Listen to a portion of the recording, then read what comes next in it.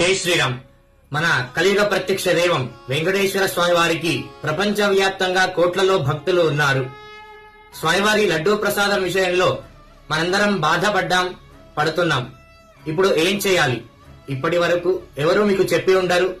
ప్రతి హిందువు చేయాల్సిన పని ఏంటంటే మన దగ్గర ఉన్న ఒకే ఒక ఆయుధం మన మాధ్యమాల ద్వారా, అంటే ఫేస్బుక్, ఇన్స్టాగ్రామ్, వాట్సాప్, ట్విట్టర్, యూట్యూబ్ల ద్వారా మనందరం కూడా స్వామివారి లడ్డూ ప్రసాదం మీద నిరసన తెలపాలి.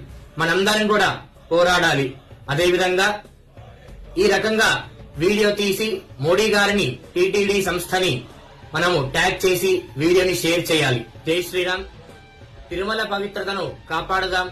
హిందూ ధర్మాన్ని రక్షిద్దాం.